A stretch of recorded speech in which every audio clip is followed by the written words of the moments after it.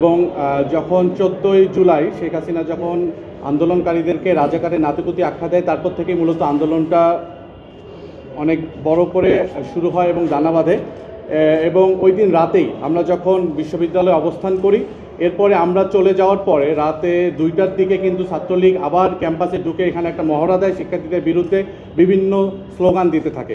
এবং সেদিন রাতে তৎকালীন ভিসি মাকসুদ কামাল এবং ছাত্রলীগের নেতৃবৃন্দ একই সাথে তারা পরিকল্পনা নেয়, পরবর্তী দিন 15ই জুলাই শিক্ষার্থীদের উপর হামলার নীল নকশা সেখানেই করা হয়। কিউব হোল্ডিংসের গল্পে সেই রেখাটি আঁকা হয়েছিল আজ থেকে 1 যুগ আগে, কেবল কাগজে নয়, স্বপ্নের মাটির উপর। শব্দ নয়, কেবল নকশাই আমাদের ভাষা। Cube holdings limited. এবং 15ই জুলাই মল চত্বরে আমাদের নারী শিক্ষার্থী বোনদের উপর হামলা হয়। এরপরে শহীদুল্লাহ হল এলাকায় শিক্ষার্থীদের উপর ছাত্রলীগের টোকাই বাহিনী হামলা করে। সেই জায়গায় আমরা বিশ্ববিদ্যালয় শিক্ষার্থীদের নিরাপত্তায় আমরা সেখানে চাঙ্গারপুলে অবস্থান নেই। আমরা বাইরে থেকে লজিস্টিক সাপোর্ট নিয়ে আসার চেষ্টা করি। যে সকল সিএনজি ড্রাইভারের মাধ্যমে আমরা হয়তো লজিস্টিক সাপোর্টে কিছু লাঠিসোঁটা নিয়ে আসে, সেই সিএনজি ড্রাইভারকেও তারা হামলায় তাকেও রক্তাক্ত করে। এবং এরপরেই কিন্তু শহীদুল্লাহ হল থেকে ছাত্রলীগকে বের করে দেওয়া হয়।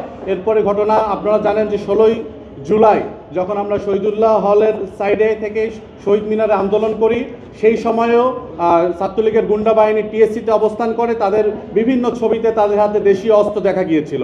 এবং 16 জুলাই রাতে 17 জুলাই যে প্রথম প্রহরে ছাত্রলীগকে যখন বিভিন্ন হল থেকে বিতাড়িত করা হয়, এরপরে হল ভ্যাকেন্ট করা হয়। প্রত্যেকটি ইস্যুতে তৎকালীন ভিসি মাকসুদ কামাল ছাত্রলীগের নেতৃবৃন্দের সাথে সমন্বয় করে এই প্রত্যেকটা ডিসিশন নেন। এবং গায়েবান্না জানাজার পরবর্তীতে আমাদের উপর সেখানে টিয়ার শেল নিক্ষেপ করা হয়, সাউন্ড গ্রেনেড, টিয়ার গ্যাস মেরে আমাদের শিক্ষার্থীদেরকে আহত করা হয়। আমরা সেই জায়গায় অনেকে আহত হই। এরপর থেকেই সন্ধ্যাবেলায় 6টায় হল ভ্যাকেন্ট করার সিদ্ধান্ত হয়।